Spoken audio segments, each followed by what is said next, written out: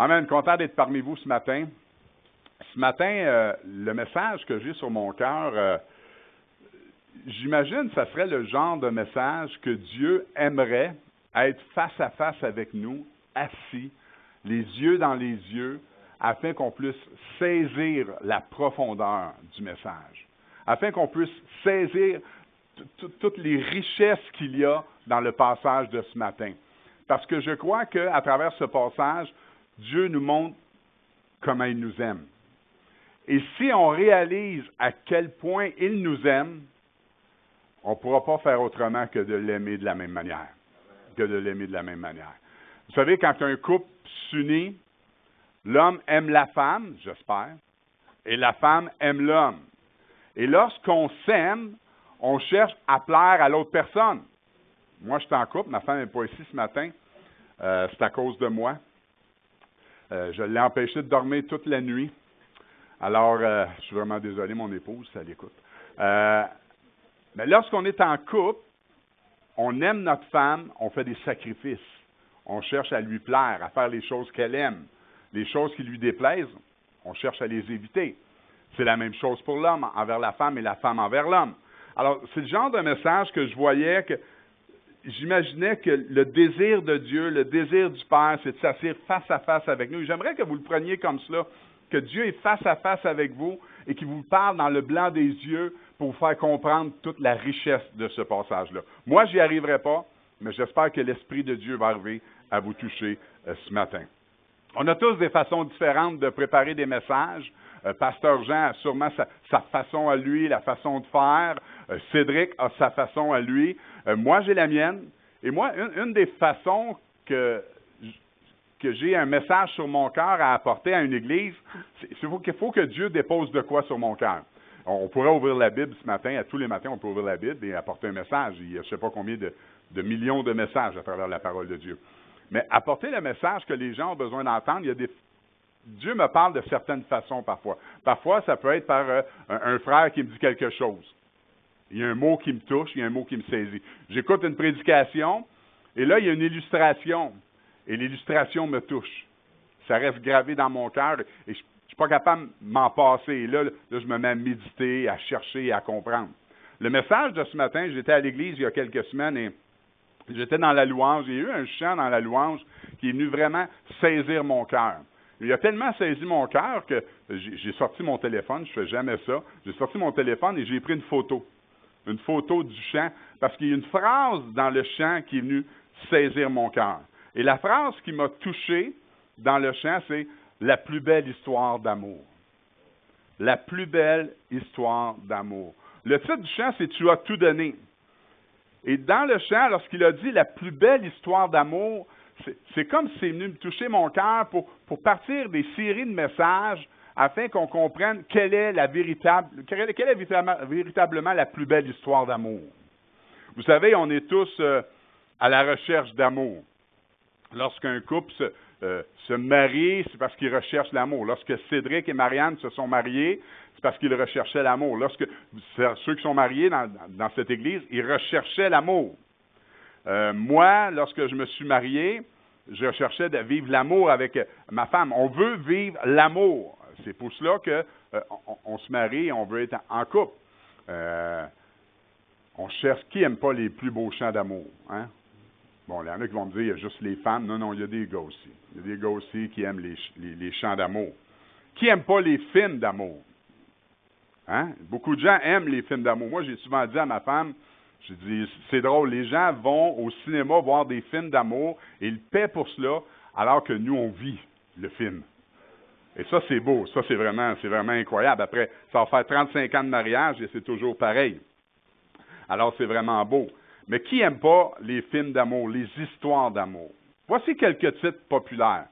Les pages de notre amour. Titanic. Coup de foudre à Notting Hill. Mon fantôme d'amour. Une promenade inoubliable.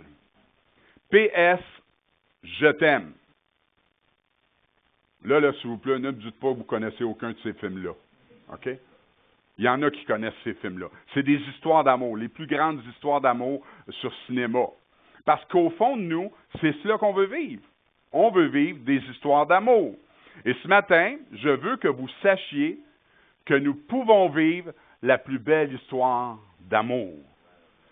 Car elle est venue, car elle est au pied de Jésus. Elle est venue à cause de Dieu. Le texte de ce matin se trouve dans Ésaïe, le chapitre 49. On va lire les versets 8 à 12.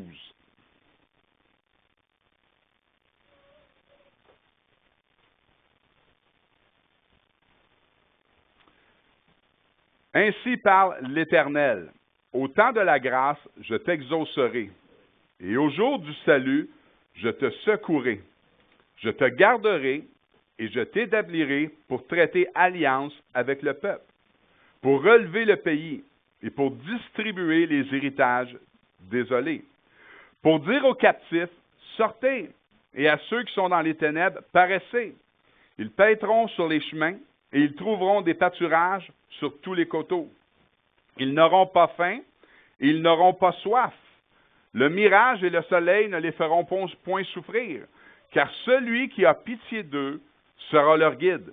Il les conduira vers des sources d'eau. Je changerai toutes mes montagnes en chemin, et mes routes seront frayées. Les voici, ils viennent de loin, les uns du septentrion et de l'Occident, les autres du pays de Sinim. Cieux, réjouissez-vous. Terre, soyez dans l'allégresse. Montagne, éclatez en cris de joie, car l'Éternel console son peuple. Il a pitié de ses malheureux. Verset 14. Sion disait, l'Éternel m'abandonne, le Seigneur m'oublie. Une femme oublie-t-elle l'enfant qu'elle allait? N'a-t-elle pas pitié du fruit de ses entrailles? Quand elle l'oublierait, moi je ne t'oublierai point. Voici, je t'ai gravé sur mes mains, tes murs sont toujours devant mes yeux. Amen. Vous pouvez vous asseoir, amen. La plus belle histoire d'amour. Le chapitre 49 introduit le Sauveur, introduit le Messie. Il est la lumière du monde pour apporter le salut jusqu'aux extrémités de la terre. Le texte est un message d'espoir. Le verset 8 à 12, il y a une promesse de restauration. Dieu console son peuple, promettant de libérer les captifs, de les rassembler des quatre coins de la terre. Au verset 12, ça dit, les voici, ils viennent de loin, les uns de Septentrion et de l'Occident, les autres du pays de Sinim. Certains disent que c'est de la Chine. Et là, c'est un moment de réjouissance. Un moment de réjouissance. Alors arrive le verset 13. Cieux, réjouissez-vous. Terre, soyez dans l'allégresse. Montagne, éclatez en cris de joie, car l'Éternel console son peuple. Il a pitié de ses malheureux. C'est le moment que toute la terre doit célébrer. Et la suite du texte nous montre la réaction du peuple et la réaction de Dieu. Alors, on va regarder la réaction du peuple et la réaction de Dieu ensemble ce matin. C'est un moment pour se réjouir. Mais quelle est la réponse du peuple à ce moment-là? Sion disait, Sion qui représente le peuple disait, l'Éternel m'abandonne, le Seigneur m'oublie. Regardons le texte ensemble. Juste un peu de contexte rapidement de Ésaïe 49. Israël est en exil, le peuple est loin de chez lui, le temple est détruit, les murailles de Jérusalem sont en ruine, et dans ce contexte-là, le peuple dit quelque chose que beaucoup d'entre nous ont déjà pensé. L'Éternel m'a abandonné, le Seigneur m'a oublié. Sion disait, l'Éternel m'abandonne, le Seigneur m'oublie.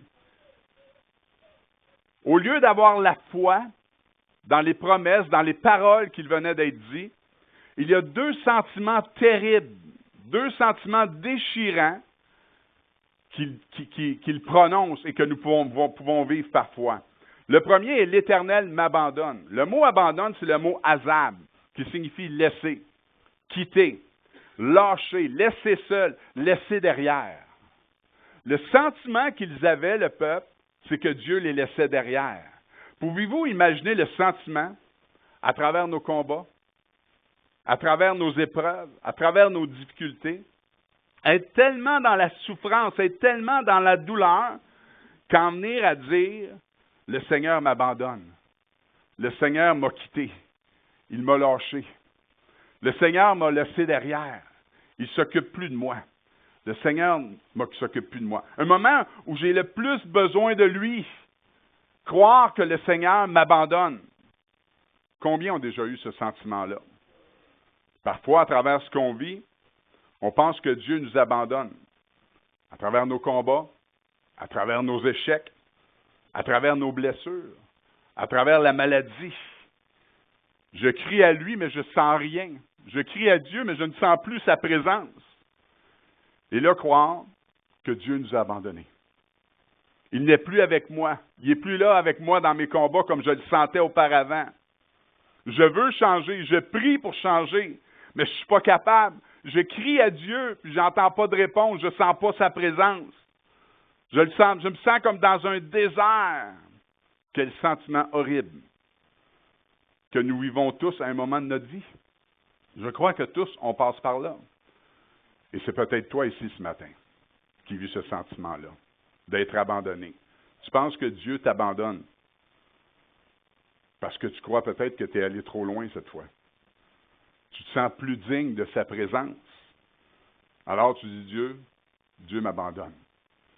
Avec tout ce que je vis, je ne sens même plus sa présence. Il m'a lâché. Il m'a laissé seul. Quel sentiment horrible ça doit être à l'intérieur.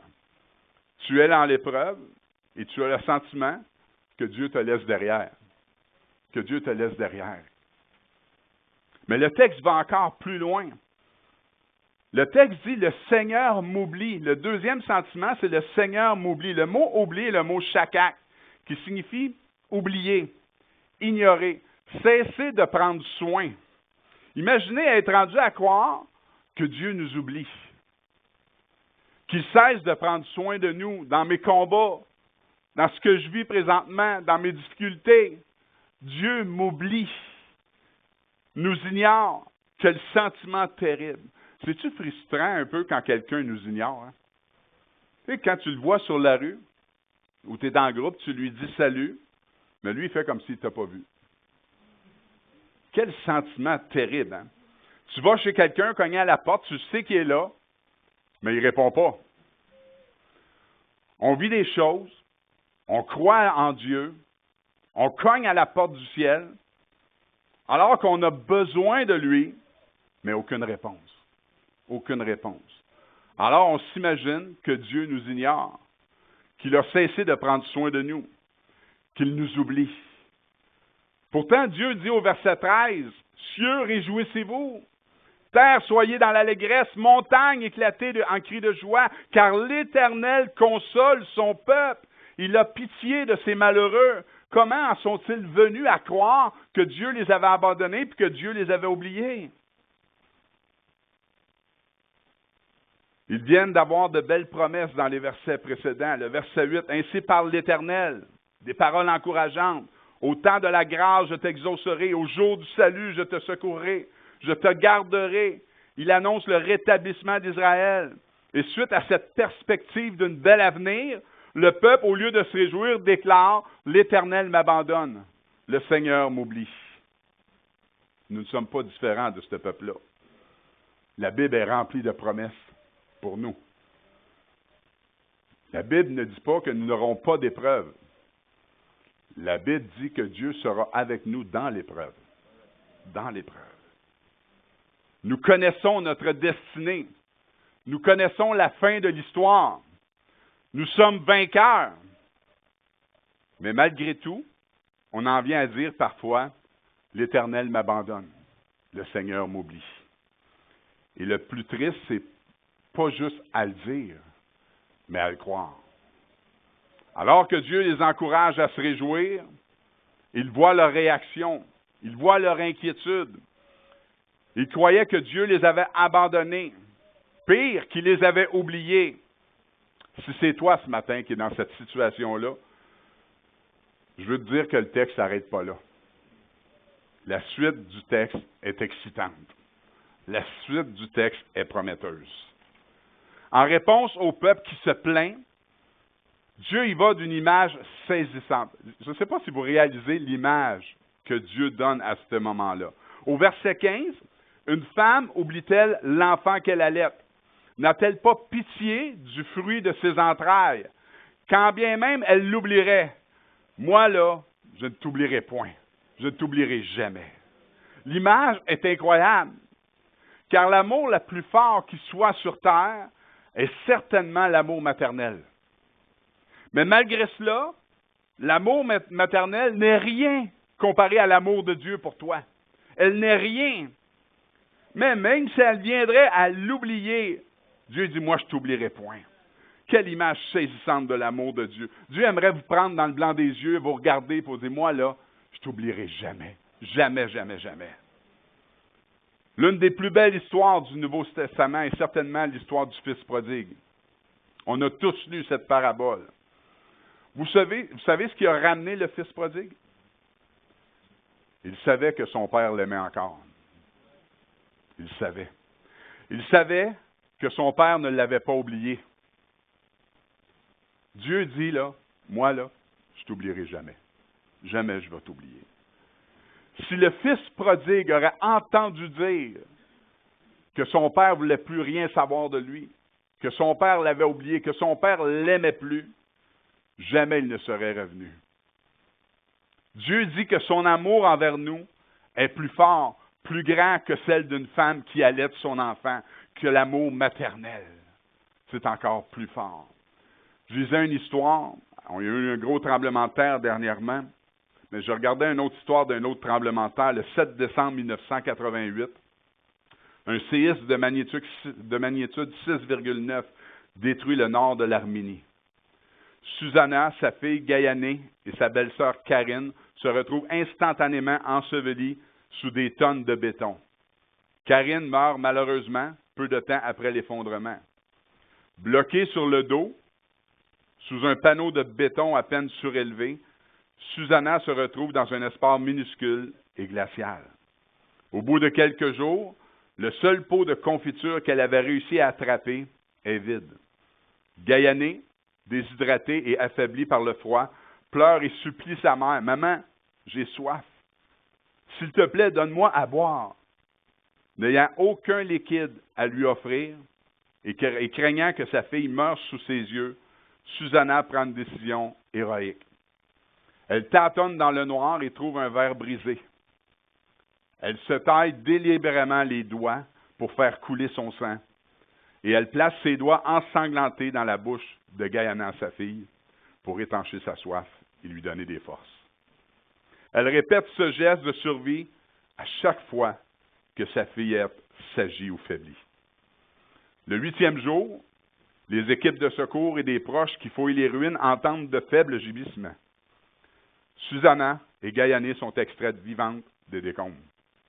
Malgré un état de choc sévère et une déshydratation extrême, la petite Gaïané ne souffre d'aucune blessure physique grave et récupère rapidement à l'hôpital.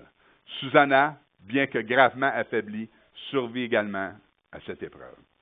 Cette histoire de dévouement maternel absolu a fait le tour du monde et a notamment inspiré le sculpteur Friedrich Schogen pour la création de la statue en bronze Mutterland, la mère patrie, érigée en 1990 pour honorer les victimes et la résilience du peuple arménien.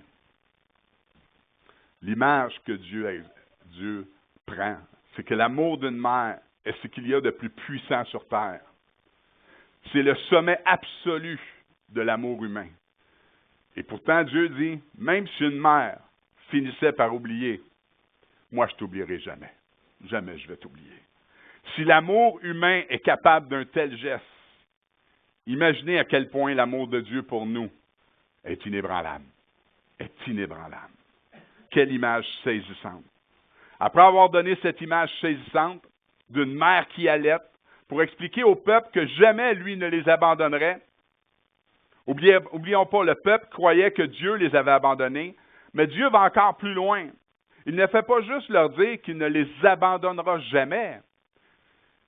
Il va leur expliquer pourquoi c'est impossible qu'il les abandonne. Pourquoi, moi, c'est impossible que je vous abandonne. Veux-tu savoir pourquoi, moi, je ne t'oublierai jamais? C'est comme si Dieu disait, veux-tu savoir pourquoi je ne t'oublierai jamais? que c'est impossible? Voici pourquoi. 2 raisons. La première, c'est que je t'ai gravé sur mes mains. Et la deuxième, tes murs sont toujours devant mes yeux. Avez-vous remarqué, nous sommes gravés sur ses mains. Pas écrits. Nous sommes gravés. Le terme hébreu pour graver signifie indélébile, d'ineffaçable. Il ne peut pas ouvrir les mains sans se rappeler de moi. Il ne peut pas ouvrir ses mains sans penser à moi, sans penser à toi. Ce n'est pas écrit avec de l'encre. Ce n'est pas un dessin qui s'efface. C'est une gravure, une marque indélébile que rien ne peut effacer. La seule façon de l'effacer, c'est de couper les mains de Dieu. Et ça, c'est impossible. Ça, c'est impossible. On est allé voir un film dernièrement avec mes petits-enfants, les 5 petits-enfants. Histoire de jouet 5. J'aime beaucoup les films d'enfants. Et Histoire de jouet 5, je trouvais que l'histoire était bonne. L'histoire de jouets, c'est des jouets à qui on donne vie, puis qui s'amusent avec des enfants. Et dans le 5e chapitre de Histoire de jouets, l'enfant avec qui il joue les jouets, l'enfant reçoit une tablette en cadeau. Et avec la tablette qui se met à jouer et à focusser juste sur la tablette, ben il en vient à mettre les jouets au rencard. Les jouets n'existent plus. L'enfant n'a plus le temps d'aller jouer dehors, ne fait qu'être sur les réseaux sociaux. Je trouvais que le monde peut vraiment mettre ça en animation puis faire comprendre une fois pour toutes que c'est peut-être pas la meilleure solution, les tablettes. Et je trouvais que l'histoire était bonne. Et là, les jouets sont de plus en plus tristes parce qu'ils se rendent compte qu'ils sont mis de côté. Ils essayent de trouver toutes sortes de manières pour enlever la tablette de là, pour rejouer avec les enfants. Puis il y a un jouet qui se rend près d'un arbre où il jouait avec l'enfant avant, quelques années auparavant. Mais dans l'arbre, il voit son nom gravé dans l'écorce. Une marque indélébile qui ne s'efface pas. Et cela lui a rappelé le passé. Ça lui a mis un sourire sur le visage parce qu'il a vu son nom gravé. Le peuple d'Israël se plaignait d'avoir été abandonné par Dieu. Plus que cela, d'avoir été oublié. Et en réponse à cela, Dieu dit, c'est impossible. Je ne peux pas t'oublier. Tu vois l'image que je viens de te donner? Bien, il y a 2 raisons pourquoi je ne peux pas t'oublier. La première, c'est que tu es gravé sur mes mains. C'est une marque indélébile. Elle ne s'efface pas. On peut être comme Sion, nous autres aussi aujourd'hui, penser être abandonnés par Dieu, d'avoir été oubliés. Écoutez bien, Jésus est venu il y a plus de 2000 ans. Et la Bible nous raconte qu'il est mort sur une croix clouée, les mains percées. Et lorsqu'il est ressuscité, il était paru aux disciples. Mais il y en a un qui n'était pas là. Il s'appelle Thomas. Et lorsque les disciples ont parlé avec Thomas, Thomas a dit non, dis-moi, je vais le croire juste la journée où je vais pouvoir mettre mes doigts dans le creux, dans les blessures de ses mains. À ce moment-là, je vais croire. 8 jours plus tard, Jésus est réapparu. Et Thomas était là. Et qu'est-ce que Jésus a dit? Thomas, viens, mets tes mains dans mes trous. Mets tes mains dans mes marques. Parce que tu sais c'est quoi ces marques-là, Thomas? C'est pour que ton nom soit écrit dans le livre de vie. C'est pour que ton nom soit gravé dans le livre de vie. Autant le peuple de Sion avait, Dieu dit, votre nom est gravé dans mes mains, autant nous pouvons être certains que notre nom est gravé dans les mains de Jésus-Christ à la croix et nous pouvons être certains que nous sommes sauvés pour l'éternité. Pourquoi? Parce que Jésus a laissé les clous percer ses mains. Dans le fond, Jésus lui dit, Thomas, tu vois ces marques dans mes mains? Les marques des clous qui les ont percées, c'est des marques indélébiles, afin que ton nom soit écrit dans le livre de vie. Quand Jésus voit ses mains, c'est moi qui le vois. C'est Thomas qui le voit. C'est toi qui le vois. C'est des marques indélébiles. Ils ne peuvent pas s'effacer. Il ne peut pas nous oublier. On est continuellement devant sa face. Je t'ai gravé, pas sauvegardé, pas écrit. gravé de façon indélébile. Ça ne s'efface pas. Il ne nous a pas gravés tels que nous devrions être. Il nous a gravés tels que nous sommes aujourd'hui, avec nos doutes, avec nos échecs, avec nos rechutes. Je veux vous dire que les gens peuvent nous oublier. Un parent peut nous abandonner. Dieu n'a pas dit « je penserai à toi de temps en temps ». Il dit « je t'ai gravé ». À tous les jours. À tous les jours. Moi, je pense à toi. Quand tu es dans le besoin, là, moi, je pense à toi. Nous ne sommes pas seuls. Nous sommes gravés dans les mains de Dieu. Il ne peut pas nous oublier. Et Dieu continue en disant « tes murailles sont constamment devant mes yeux ». N'oublions pas le contexte ce matin. Les murailles de Jérusalem étaient détruites, étaient en ruine. Et Dieu dit, elles sont devant mes yeux. Dieu ne détourne pas son regard de la destruction. Il fixe les ruines. Pas de façon indifférente, mais avec une intention. Lui, il voit la reconstruction. Il voit la reconstruction. Ce que nous voyons comme des ruines dans nos vies, un mariage brisé, une carrière effondrée, une santé détériorée, une amitié perdue, Dieu les regarde aussi. Et là où ce que nous, on voit que l'échec, lui, il voit un chantier. Là où on voit la fin, lui, il voit un nouveau départ. Nos ruines ne le repoussent pas. Elles attirent son regard. Elles saisissent son cœur. Tes murs sont toujours devant mes yeux. Les murs, à l'époque, étaient cruciaux pour les villes. Ces murs étaient une protection pour les villes. Et quand les murs étaient démolis, l'ennemi pouvait entrer dans les villes et s'emparer de toute la ville.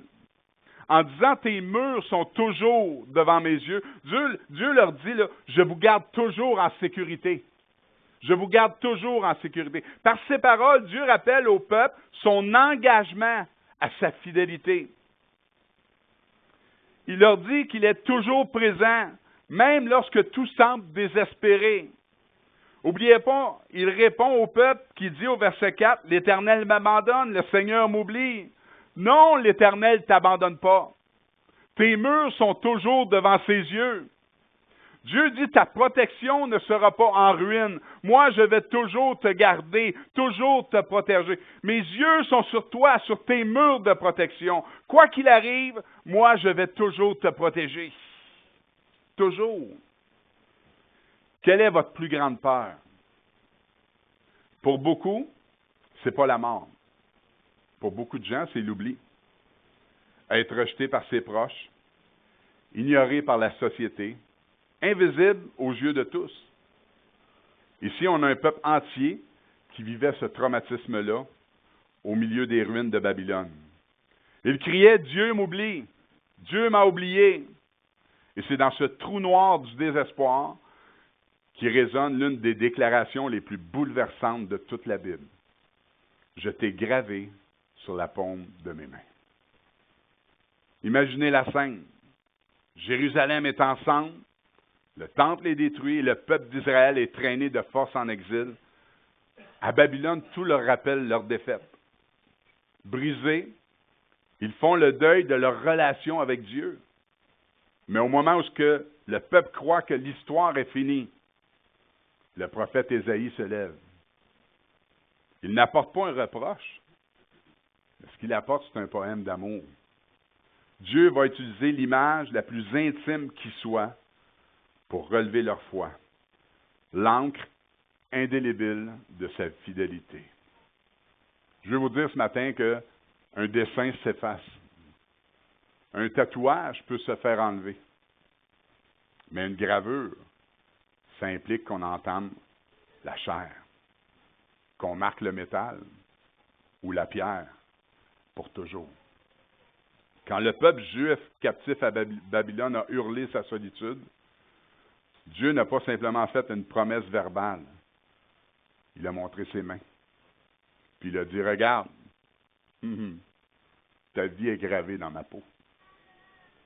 ce que Jésus te dit aujourd'hui, là, regarde, ton nom est gravé dans mes mains. Ton nom est gravé dans mes mains. Quelle que soit la situation que tu vis, tu peux penser que je t'ai abandonné, que je t'ai oublié. C'est impossible. Je peux pas. Ton nom est gravé dans mes mains. Sur nos téléphones, nous écrivons des rappels pour rien oublier. Sur nos agendas, on coche des cases. Parfois, quand on a peur d'oublier un numéro de téléphone ou une petite note importante, on va prendre un crayon et on va l'écrire dans le creux de notre main. Mais une fois la journée terminée, un peu d'eau, un peu de savon, et tout s'efface. L'écriture disparaît. Malheureusement, le monde dans lequel nous vivons nous traite souvent de cette manière, comme une écriture à l'encre qui s'efface. On vit dans une société de consommation rapide, où on est vite remplacé, vite ignoré, vite oublié. Vous donnez le meilleur de vous-même dans une entreprise, mais si vous tombez malade, on vous remplace en quelques semaines. Vous vous investissez dans des relations et parfois du jour au lendemain, on vous tourne le dos, comme si vous n'aviez jamais existé. Et le plus douloureux, c'est lorsque ce sentiment d'abandon s'infiltre dans votre foi. Dans votre foi. Quand l'épreuve dure trop longtemps.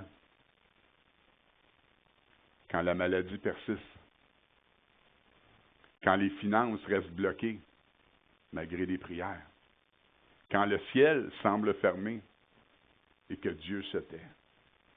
Alors souvent, à ce moment-là, il y a une voix qui commence à nous dire, Dieu t'a oublié.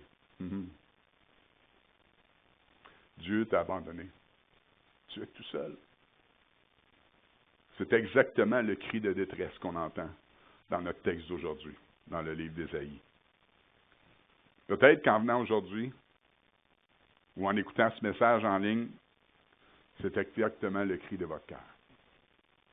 Vous souriez à l'extérieur, tout est beau, mais à l'intérieur, vous souffrez. Vous avez mal. Et vous pensez même que le Créateur du ciel vous a oublié. Mais ce matin, j'ai une bonne nouvelle pour vous. Dieu ne va pas simplement vous consoler avec des belles promesses. Il va balayer vos doutes en vous montrant ses propres mains. Il vous répond personnellement, regarde, moi je t'ai gravé dans les paumes de mes mains. Aujourd'hui, je veux que vous compreniez qu'aux yeux de Dieu, vous n'êtes pas une note écrite à l'encre qui s'efface, mais une marque indélébile, gravée pour l'éternité. Pour l'éternité. Je veux vous dire à tous, qu'on a tous besoin d'aimer et d'être aimé. Je crois que la chose la plus importante dans le monde, c'est l'amour. Les plus malheureux sont ceux qui se sentent aimés de personne.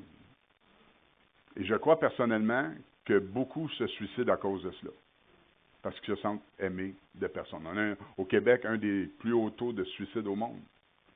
Je ne sais pas combien de personnes à mon travail qui se sont suicidées. C'est incroyable.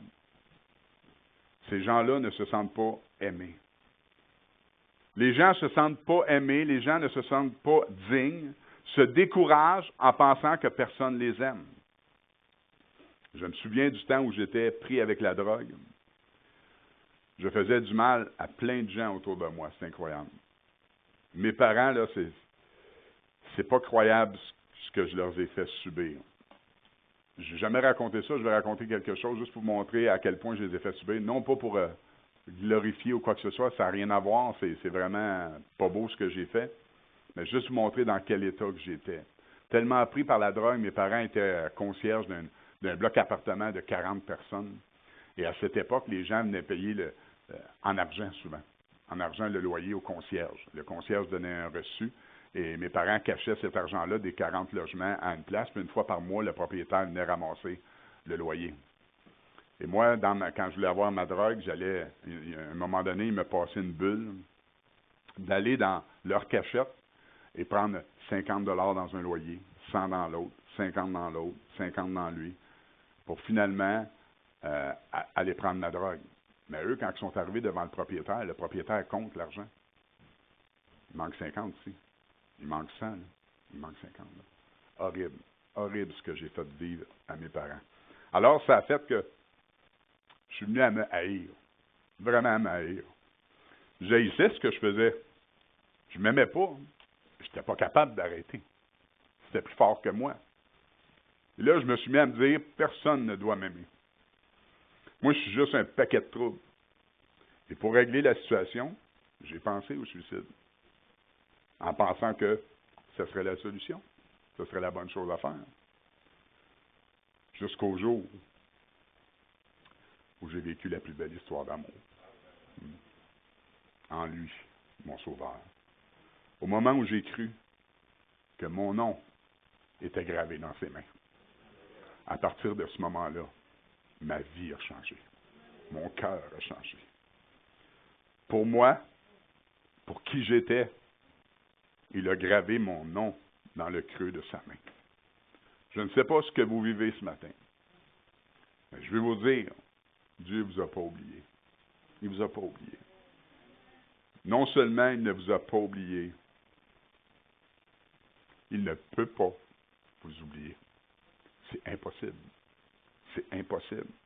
Vous êtes gravé dans le creux de ses mains.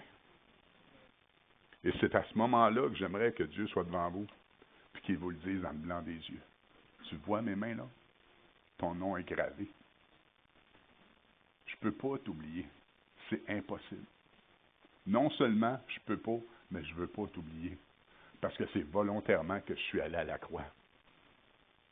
Tel que tu étais, je te prends dans mes bras. C'est une marque indélébile qui ne s'efface pas. Qui ne s'efface pas.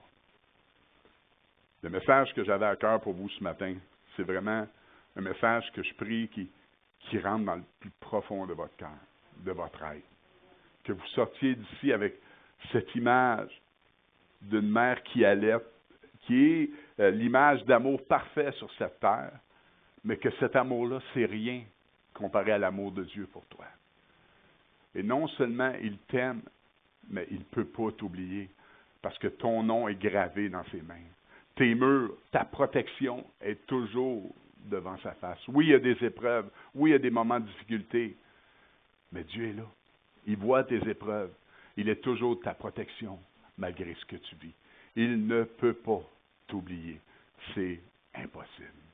Amen. J'aimerais qu'on puisse se lever ensemble ce matin. Je veux juste prier ce matin. Je veux que vous ressortiez d'ici ce matin avec, dans votre cœur, l'amour que Dieu a pour vous. Il est possible de vivre la plus belle histoire d'amour.